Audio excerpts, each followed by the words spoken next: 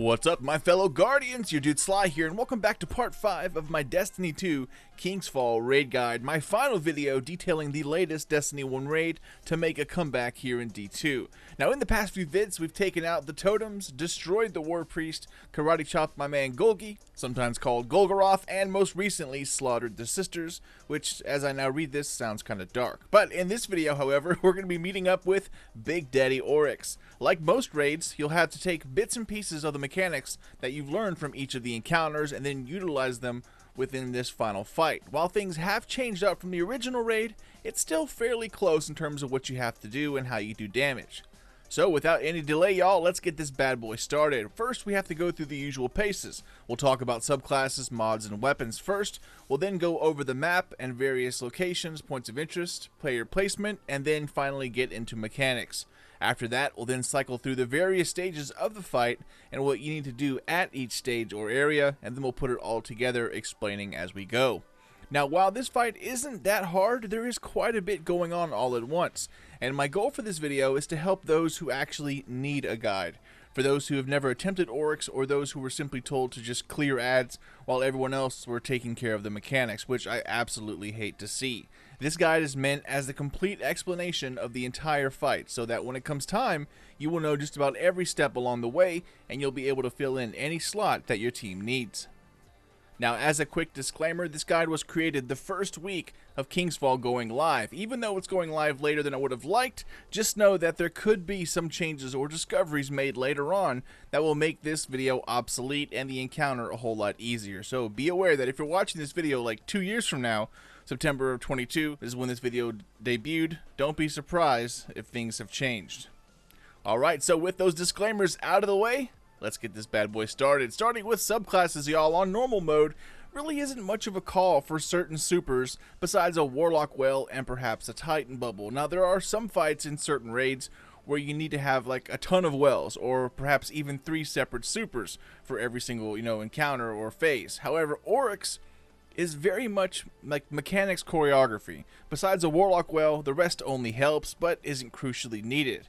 So Warlocks and Titans rock the usual Well and Bubble. Hunters, Golden Gun with Nighthawk will work well for burst DPS, as will a Tether if you're good with your aim. But I recommend Golden Gun just because it's the fastest super to kind of use and dump so you can go back to shooting and doing damage. Alright, so next up, moving on to mods, and y'all probably know the drill by now if you've watched any of my other raid videos. It's all about high energy fire and stacks of light. I personally recommend using the mod that gives stacks of light from picking up orbs, but you can also use elemental wells if you wish. For Season of the Plunder, you can also throw on the Sundering Glare seasonal mod for a little bit of extra damage, but just be aware that other things will cancel it out. Once various buffs disappear, the game will always use the next highest in line, so have it on anyway, so that no matter what drops out or who runs out of ammo or if something goes wrong, you will always have some kind of extra damage or a damage buff present, no matter how brief. Just be sure to always adjust your mods to whatever heavy you're currently using as well. Linear Fusion Ammo Finder with extra reserves and Linear Fusion Reload, all great mods to use if you can squeeze them in. If you're running a sniper rifle along with Sleeper, then try to squeeze in extra sniper rifle reserves as well. Alright Guardians, next up, weapons. Back in Destiny 1, this was very much a sniper rifle encounter, due to the fact that linear fusion rifles did not exist. But my good sir, they definitely exist in D2, and once again, that is what we are leaning on. My recommendation here is to rock double linear fusions. Arbalest as your primary, and the best one you can manage in your heavy slot. With the nerfing of Vorpal on heavy weapons, things like Firing Line and Frenzy have moved to the forefront. So Firing Line with Rapid Hit, Clown Cartridge, Triple Tap, or 4th Time's a Charm, all of those are good to go. After that, you can use Frenzy or Vorpal if you're lacking a better roll, and if you just don't have a good roll on a Legendary Fusion Rifle, Linear Fusion Rifle, then you can take away Arbalest and rock Sleeper with a God-tiered PvE roll on a Sniper Rifle. Now, special weapons with Vorpal are fairly strong, so add in Boss Spec to it, along with Triple Tap, Rapid Hit, well, all the other good ones, and that will do fairly well. Finally, you're going to want to use either an SMG in your free slot, or you can go hardcore and run a shotgun, but SMG is probably best for the unlimited ammo, and you won't be stealing or have competition from Arbalest or your sniper rifle in terms of ammo if you use an SMG instead of a shotgun. Alright, compadres, so with subclasses, mods, and weapons out of the way, let's talk a little about the map and the various points of interest. So, from the back of the arena where you enter, you have the rally flag. The front of the room is where Oryx's big ass spawns in. The central walkway splits the room into left and right sides with 2 plates on each side. It's best to number them left 1 and 2, right 1 and 2. If you watched my sister's encounter video, then you know how to build the plates and where ads spawn in, but this time there's a little more going on. So each plate has an area which I call the pit. It's the corner closest to the middle platforms when standing on a plate. Now there will be a liquid pool in each of these areas, and depending on the plates, an ogre will spawn from these pits. Just like in Destiny 1, they are called light eater ogres, and once you take them out, they will leave behind a huge taken orb that explodes when triggered.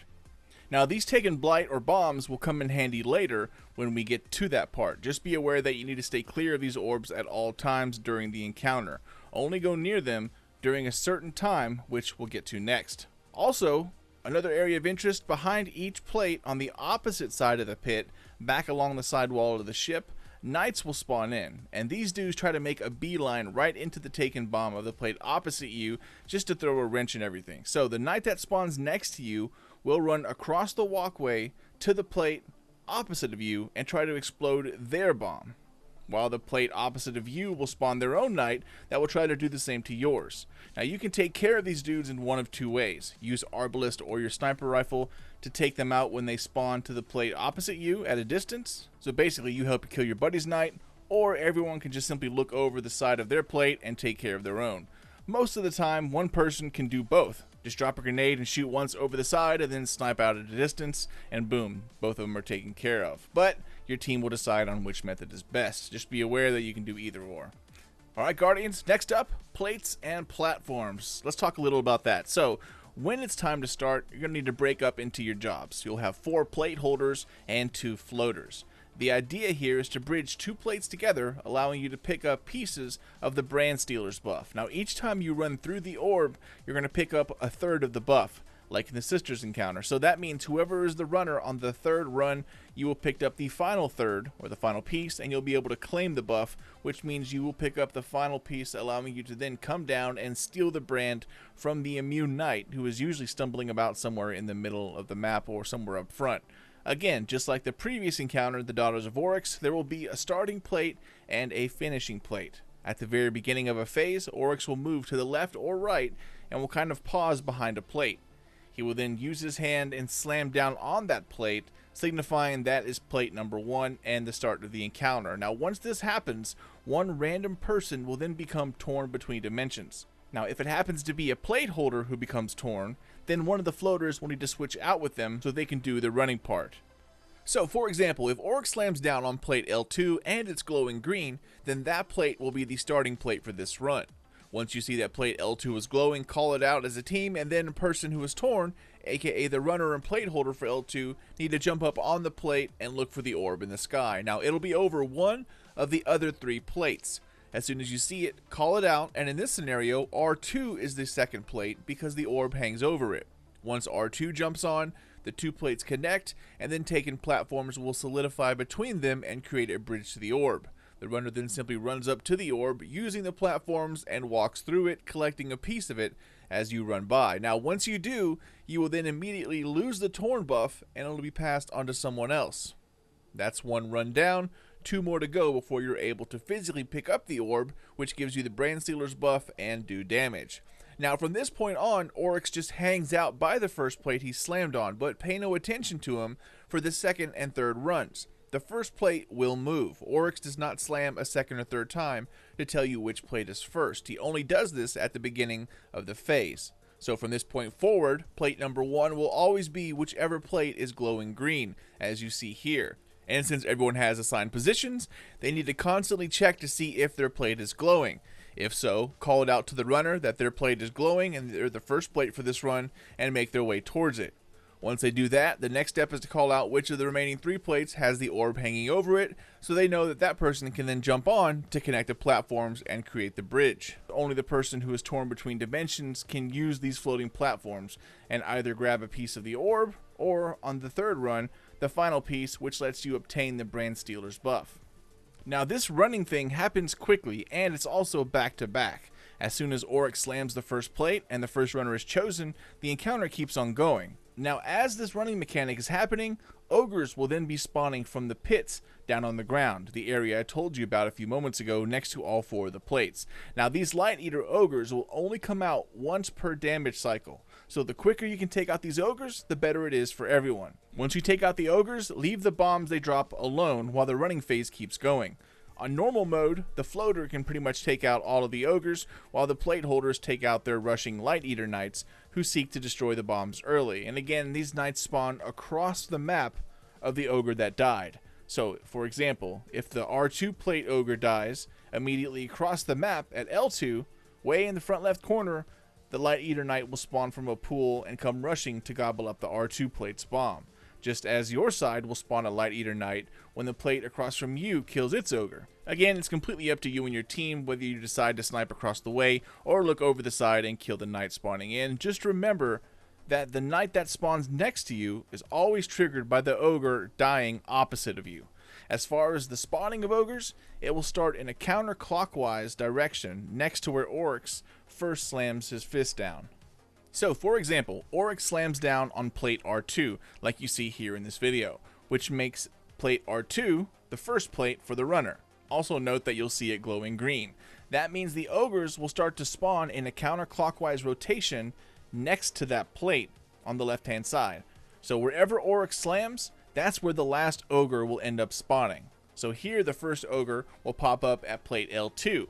Then it's going to be to the left, L1. Then to the left of that, R1, and last but not least, the final ogre will spawn at R2, where Oryx first slammed down. Now, while this ogre dance is taking place, the runners are busy above you, grabbing pieces of the orb so they can form the Brand Stealer's buff. Just be sure to call out immediately when you have the Torn Between Dimensions buff, as you cannot shoot. So, if for example you're shooting your Light Eater Knight and all of a sudden you get the buff, the floater who replaces you now needs to be aware that your knight is not dead and it's on the way to the bomb. The floater now has the responsibility of killing that knight. Communication, like always, is absolutely key here. And that's really the hardest part of this fight, is just making sure that everyone has that coordination down between the Light Eater Knights and replacing floaters on plates. That's the hardest part of this encounter, and it's not really that hard, it's just something that once you get used to, you'll pick it up in no time. Alright Guardians, so once all the ogres are down and there are 4 bombs on the ground, 1 in each pit, along with a bunch of dead Light Eater Knights, the third and final runner will be wrapping up. Now the third runner will finally be able to pick up the orb in the sky, which gives them the Blight Claimer buff, which I've been calling the Brand Stealer buff, as it just makes a bit more sense. Anyways, as you are running, an immune Hive Knight will be running around the middle, shooting and karate chopping into everything that moves. Now this knight will be called the Vessel of Oryx, and it has the brand which you need to steal in order to do damage and to protect your teammates. So, walk up to the knight, take the brand, and then take out the vessel. Now once you do, it's your job to stay put in the middle so that your teammates can stand in the brand's aura. This not only lets you do damage like in the War Priest encounter, but it also protects you from the bombs that you're about to detonate. Here, once ads are cleared and everything is ready, stand next to the bomb but not inside it. Once everyone is close, someone needs to count it down. 3, 2, 1, and enter. You walk inside the bomb, chill in there for a few seconds. You will then see your name pop up on the bottom left of the screen saying that you detonated a corrupted blight, and now it's time to haul ass back into the center of the map and hide underneath the protection of the brand, which the last runner is of course carrying in the middle. Once you see your name, you have to run back to the protection of the brand. Oryx's chest will open up around the same time, and if you want, you can shoot at it right away, or you can wait until he gets stunned by the bright explosions. These explosions keep the chest open by stunning him. Once that happens, it is now officially damage time. Throw down a Titan bubble directly between the 2 columns or the platforms on the floor. Just be sure not to block anyone's shot, and drop a well in the same area, and then start going to town. Divinity is very helpful here as it adds quite a big chunk of extra damage. So if someone does not have a good linear fusion roll or does not have sleeper, then hopefully they have Divinity, but chances are if they don't have Sleeper, they won't have Divinity, but one can definitely hope. Anyways, just keep shooting for as long as you can, and if you find yourself getting low on heavy, switch over to Arbalist or your sniper rifle, which is the reason why they're there to begin with. Depending on your loadout, always try to save a few rounds of heavy. Eventually, Oryx will regain his composure and close up his chest. Once this happens, my friends, that is the end of the first phase. Simply repeat that again to take his ass down. Now, in between phases, after damage, two things can happen. Number one, Oryx will spawn explosive blights above your head that explode and of course hurt like hell. You have to keep moving or running so that when they appear above you, you will already be running away from it when it explodes. If you bump into someone or you get stopped by the architects or bump your toe on a small pebble on the ground, you will more than likely take damage. Get hit too many times and of course you're dead. So just keep running but stay away from others. The second thing that can happen is that what you see here. For some reason I have not been sucked into Mini Oryx's lair since the raid just came out. I'm always last and I never get to go in, but basically a large blight will spawn up front and adds will spawn to the left or right at the very front of the map. When they spawn in, they pretty much make a beeline right to the blight. The key here is to stop that from happening by killing as many ads as possible, because it's hard to heal once you're inside the blight, and the more ads you stop from entering, the less the other teammates have to deal with while they're inside trying to drop the mini boss version of Oryx. Now once or if you get pulled into the blight, you're going to have to deal with a beast called the Shade of Oryx. Now this mini boss moves around a lot, but you have to kill him pretty quickly or it won't end well. It's fairly easy, but it does use up heavy, so I recommend using your special slots and abilities like supers or snipers, Arbalist, which is one of the reasons why you're equipping it for this exact reason, SMGs, grenades, melees, etc. Save your heavy as you will need it for Oryx's last stand. However, if you think your time is running out, do what you need to do in order to keep the fight going. Once the Shade dies, the blight collapses and everyone gets thrown back out into the map. Now you just need to reset, head back to your placements, and off to the next phase of the Oryx fight.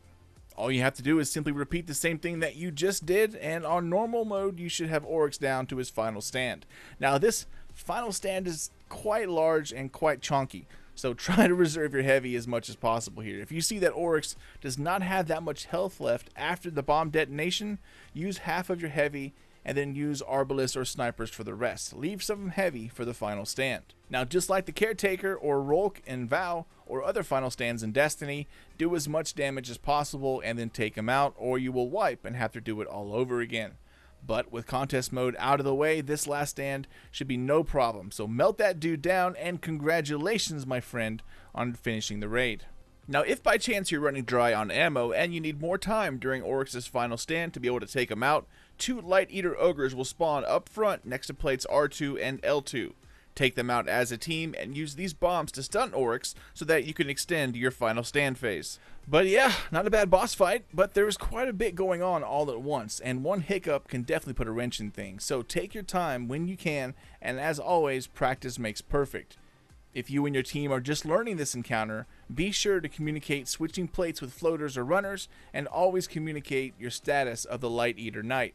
Tell the floater replacing you that your knight is dead, or that it's still alive, or that you missed it and aren't sure where it is, etc. These knights are to be dealt with ASAP, and missing a knight is something that has to be taken care of right away. Again, communication is key for any raid group, same goes for here. But yeah, that's it for me, Guardians. Oryx is now DED dead and the loot is yours. Congrats on you conquering the Dreadnought and the Kingsfall raid. If this is your first time in Kingsfall, what'd you think of it? Did it meet your expectations from all the stories you heard, or was it kind of overhyped? Let me know down in the comments, as I'm definitely eager to hear what y'all thought of it. Also during the raid, you might have noticed these different hive glyphs strewn about throughout the different encounters. These glyphs, once have all been activated or shot, spawn in the red border chest at the end of the raid. I'll have a video on that here soon, as I just need a few more shots showing a couple of glyph locations, and I'll be uploading that video here soon. So definitely check it out in my Kingsfall playlist if you need help finding them. But that's it for me, Guardians. Thank you all so much for watching and for supporting my channel, Sly Nation. If you're new to my channel, then welcome my friend, and thank you for stopping by. You are the reason why I still make videos to this day, so thanks for watching, and be sure to subscribe for plenty more D2 videos and guides, including lots of Lightfall videos. Spank the thumbs up or down if you liked, loved, or hated this vid, and if you wish to get in touch, business or otherwise, feel free to hit me up anytime. SlyNationGaming67@gmail.com, or check me out over on the socials, at Sly_Nation on Twitter, Sly Nation Gaming on good old Facebook. Take care, y'all, and keep those eyes open for more Destiny 2, Kingsfall, and Lightfall videos. But until then, this is your dude Sly, and I'll see you all next time.